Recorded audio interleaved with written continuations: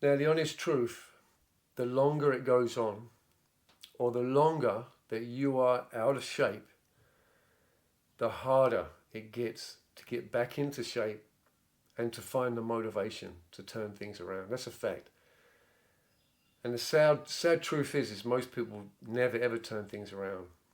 It's just a gradual decline, and then they get sick, they get ill, and it's just simply too late. So let's make 2026 a reset year. Let's call it the 2026. We're going to reset our health and metabolism challenge. Okay, that's the challenge. The health and metabolism reset challenge for 2026. So how do we do that? Number one, increase your protein. Make sure that every time you eat, there's an element of protein in that meal. So that means rather than have a bag of chips, which have got very little nutrition or a very little benefit or health nutrition profile to whatsoever, rather than eat some of that mindless rubbish comfort food, make it a handful of nuts. Okay? Make it a protein bar if you need convenience. But whatever you eat, and every time you eat, make sure there's an element of protein, because the protein is what's going to keep you full, and they're the muscle build. That's the muscle building block that you need. Protein.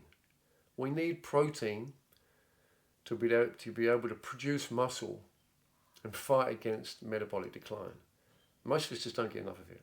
So increase your protein. It's vital for good health. Number two, strength train. Whether that means getting down on the floor and doing some press-ups, leaning up against the wall, doing some press-ups. You can do it from your knees, the ball's on your feet, lean off of a chair and do some squats.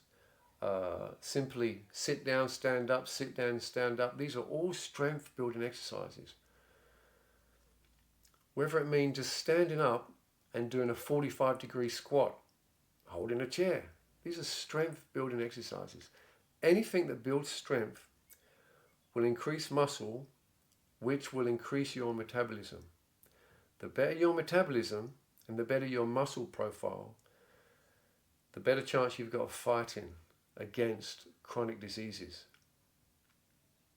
Muscle wastage and declining metabolic rate and declining insulin sensitivity, that's what invites chronic diseases like diabetes, like heart disease. So fight back and introduce some strength training into your daily routine if you're only going to do a few minutes every day, or 3 or 4 times a week if you're going to do 20 minutes, 30 minutes a week. Okay? Sleep. As we get older, we tend to have less good quality sleep, I think, or I do. Or maybe I'm just a worrier. Maybe you don't have that problem. But sleep, get enough of it. Respect yourself to get enough sleep, because that's where you recover. So if you want to benefit from the exercises that you're doing, you need to sleep to actually build the better metabolism and the muscle tissue that you're going to produce from your exercises. And finally, stop these crazy extreme diets. They're all over social media. So many of us want to lose weight that we're being fed this constant catalogue of mostly garbage, about how to lose weight. It's not about extreme diets, because extreme diets do not last. They're not sustainable. It means they don't work. If you can find a way of eating quality foods and matching the amount of foods or the amount of calories that you consume with the amount of energy that you spend, that is the perfect diet, and that's what you should seek out. And it normally starts with higher protein intake, less ultra processed carbs like biscuits and crisps and carb drinks with sugar in. Yuck. You don't need that stuff.